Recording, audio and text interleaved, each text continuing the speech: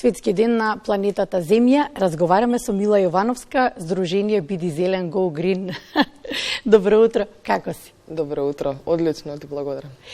По повод денешниот ден, секогаш гледам да се видиме посебно, да пренесеме дел од вашата мисија, дел од вашите активности, иако вие работите 365 дена во годината, но сакам овој ден да го посветиме на значењето.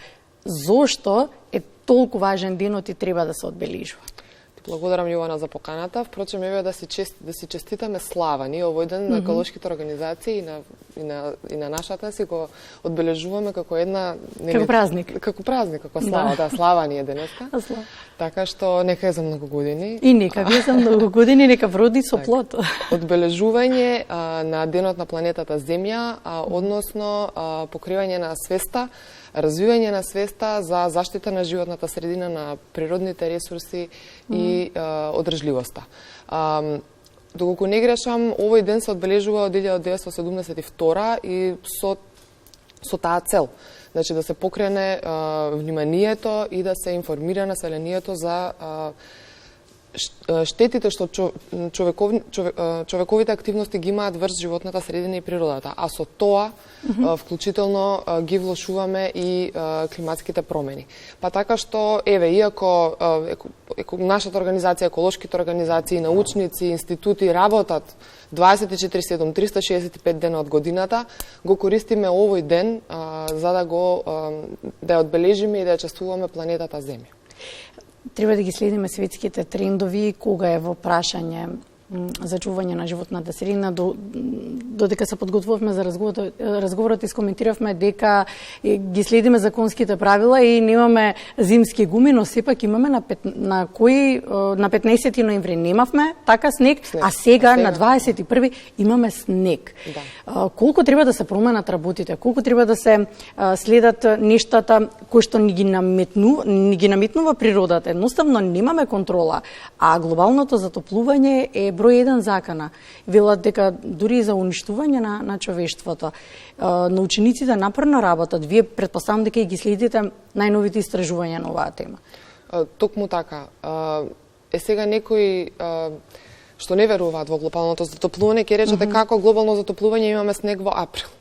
Едноставно овој феномен, глобалното затоплување и климатските промени предизвикуваат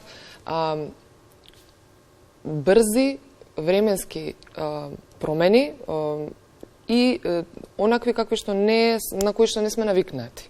Сега, за да може да кажеме дека една појава е причина од климатските промени, тоа мора малку на подолг рок да го наблюдуваме. Значи, еден студен ден во јуни или еден снег во април или немање снег во 1 декември од годината не значило дека климатските промени. Меѓутоа, доколку гледаме 5-10 години уназад и гледаме дека тоа е честа појава, односно редовно снегот ни доцни, редовно имаме студени денови кога треба всушност пролета, летото да започне, тогаш веќе може да кажеме да, ова се климатските промени. И дефинитивно научниците, податоците докажуваат дека тоа се случува и тоа е реално. Како и во светот, така и кај нас.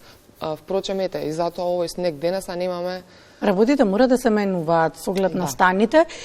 Вас, младите, ви се во фокусот на вашата работа и на вашата мисија преку која што ја ширите. Многу активности изминатиот период. Јас наметнав една тема, велиме треба да ги следиме актуелностите, па да со оглед истите и да ги формираме темите, кога е во прашање за чување на животната средина, се наметна таа тема, ја издвоив. Урбанизмот и градежништвото дали се во соживот со природата? Тоа е нешто што го живееме секојдневно. Знаеме попатно да го искоментираме, како може тука зграда, како може тука да нема зеленило, како може тука да нема дрво, ни недостасуваат сенки, ни недостасуваат паркови, но тоа е еден горлив проблем кој што верувам дека во нареден период ќе се наметне како навистина еден малце поголем проблем кој што ќе го задржува вниманието. Вие го работите тоа извесен период. Так, ајде од почеток, да. Значи, ние сме, младинска еколошка организација која што поради недостатокот на образование за климатски промени и одржлив развој во формалното образование, значи во училиште, како во основно, така и во средно, преку нашиот пристап на неформално образование, обуки, семинари, работилници, активности на терен, пробуваме да ги ангажираме и мобилизираме младите да преземат некој чекор, да преземат некоја акција, климатска акција која што дали на ниво на свест, дали на ниво на терен и на работна активност ќе придонесе некако во целата оваа борба и зачувување на планетата Земја. Сега кога станува збор урбанизмот, интересно ќе споменам, често пати во дебата со некои неверници, ќе речат, ајде вие екологистите само у планини и шума да се вратите, против градење сте. Не станува збор за тоа. Факт е дека технологијата, урбанизмот, развојот на човештвото се развива, мислам, одиме напред, и неминовно е да се гради и да се развиваме, впрочем. Меѓутоа, мора тоа да биде на еден одржлив начин. И има одржливи пракси, одржливи градови. Има еден концепт во урбанизмот познат за кој што ние се застапуваме, мала од 15 минути. Тоа значи дека во 15 минути пеш или со велосипед јас можам да испазарам, да отидам на преглед, некоја поликлиника, за итни случаи и слично. Имам училиште за моите деца и имам парк за моите рекреативни активности. Мила, верувате дека може такво нешто да се изведе кај нас? Скопје на граница да не може, затоа што е веќе презагушено со градби, со згради на места каде што се потенцијално добро да се изградат паркови. Меѓутоа, за тоа верувам дека и постручни се оние од урбанизмот да говорат. Вака ние од терен и од она што младите го произнесуваат како проблеми, од она што го гледаме што се случува со топлотните острови за време на летото. Топлотни острови се поради премногу бетон и асфалт, немање на зеленило или природни површини кои што се проветруваа, да кажам, ајде, преку ден ќе се загрее, ама навечер ќе се олади, така? А бетонот и асфалтот ја држат топлината. И тоа создава топлотни острови, што дали преку ден и кога имаме сонце, дали и навечер кога нема сонце, тоа жеже.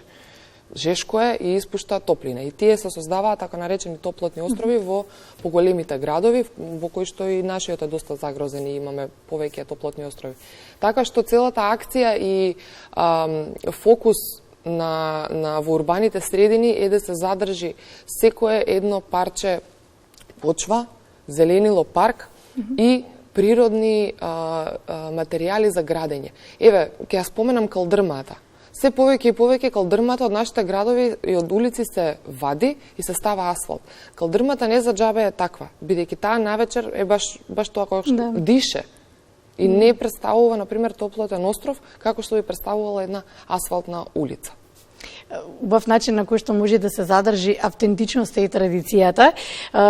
За кусо сакам да погледнеме еден прилог на колишката Маријана, која што малку повеќе зборува за тоа како, па ќе се навратиме на разговорот, како годинава и кое е мотото, како годинава ќе се одбележи светскиот ден на планетата Земја и кое е мотото. Состојбата на животната средина и целокупното здравје на нашата планета заземаат централно место на денот на планетата Земја. Темата на месецот на нашиот дом на глобално ниво е пластиката. Научниците апелираат за опасноста од производство и употреба на пластика која завршува во почвата, океаните, морињата, животните, растенијата и на крајот во човекот. Како генерација брзо се навикнавме на пластиката, но подоцна свативме дека не вреди или барем станавме прибирливи во начинот на незината употреба и кога можеби би можеле да живееме без неа во пошироката смисла, повеќето луѓе би биле здрави. Од кесиња за еднократна употреба до пластични шишиња за вода. Влијанието на одредени производи врз животната средина е главен предизвик за научниците кои што работат на изнаоѓање технологии за пакување и процеси на рециклирање кои помагаат во борбата против проблемот со отпадот. Многу луѓе слушнале за микропластичен отпад. Факт е дека како што пластиката се разградува, таа има тенденција да се распаѓа на помали и помали парчиња, кои всушност може да бидат проголтани од животните, од луѓето. Дури понекогаш, знаете, може дури да ги зафатат растенијата. И затоа не само што сакаме работите да бидат биоразградливи, туку сакаме тие да бидат здрави за почвите. Денот на планетата Земја одново го отвара прашањето за тоа како да го намалиме влијанието од климатските промени. Глобално е отежнато предвидувањето на растот на нивото на морињата и океаните, а воедно и големите бури што носат сериозни поплави. Проблемот со засилените урагани веќе е виден во Северен Атлантик. Многу од нив се забележани на копно во Соединетите Американски држави, предизвикувајќи сериозни штети и поплави. Зголемувањето на нивото на морето се забрзува, така што целиот свет ќе има еквивалентен проблем со порастот на водата во однос на градовите и населбите. Екологистите во обид да испратат јасна порака кон властите за заштита на животната средина и намалување на ефектот на стаклена градина, секоја година организираат низа протести и акции за спас на шумите, морињата и воздухот. Ја креиравме кампањата Сеење шуми, за да го прославиме денот на планетата Земја. Пошумената област ја подобрува климата. Сите знаеме за кислородот што го создаваат шумите.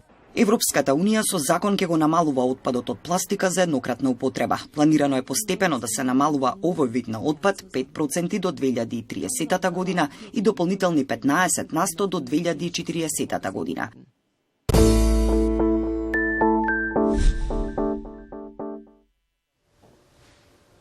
Ужасни се сликите и видеата кога ќе видиме колку многу пластика се вади од морињата, но зборувавме дека пластиката е составен дел од нашето секојдневие.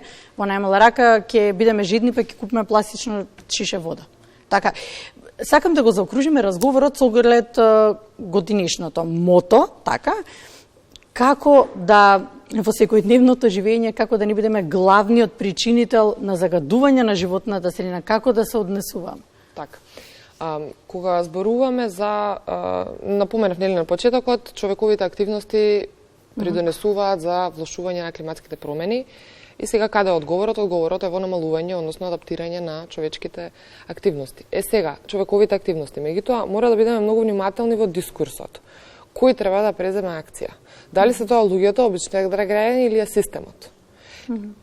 Поред мене, мислам, мора да биде тука еден баланс. Значи, мора решението да го бараме и со системски решенија, значи, законите, државата, градот, населбите да бидат оние кои што пружаат можност, а граѓаните, односно, секој еден индивидуум... Причинители за почитување на тие закони и прописи. Така, да. Сега, не можеме, значи, да кажеме...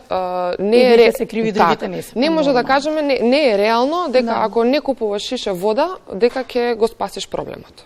Или пак дека ако имаме супер закони, дека и тоа ќе не спаси. Зошто? Значи, имаме кај нас еден чист пример за тоа. Имавме, ќе кажам, имавме во минато време, одличен пакет закони за отпад. Од 2021 се донесоа за да почнат да се имплементираат нели пред некоја година со фамозното наплаќање на пластичните кеси. Значи, законско решение имаше. И тоа не е малку, ке некој едно кесиче, 5000 тони годишно во нашата земја само за пластични кеси. Се одлучуваме, повторно ние граѓаните се одлучуваме па да купиме пластично кеси. Таа е таа одговорност, таа е таа синергија која што треба да постои, за да можеме на крајот од денот да зборуваме дека сме главните чинители и придонесуваме во зачувување на животната средина. Токму тоа 5000 тони пластика, на пример, се од самите нас произведени, така? И тие слики што ги гледавме и тие видеа се од секој едно пластично шише, од секоја една кесичка, од секој едно пакетче бомбони, мастики и слично. Значи, за жал пластиката е главна состојка, односно ресурс кој што се користи во производството, во масовното производство, тргнувајќи од пластичните шишиња до облеката што ја носиме, значи оној полиестер, тоа е пластика и слично. Така што треба да се бара, да се работи напоредно на развивање на свеста кај граѓаните, да се сменат нивните навики. Значи да почнат тие без разлика дали има закон или не, да бидам свесна јас дека со моите активности исто така придонесувам до подобрување или до влошување. А секако дека доколку имам развиена свест, тоа може да вроди само со плод. Така е, се согласувам. Тоа е тоа што сакам да го постигнам како круна на овој разговор и пораката која што ќе ја пратиме. Благодарам за гостувањето и се гледаме, се разбира во следна прилика, ти постојано сте активни. Го Благодарам. Така, да.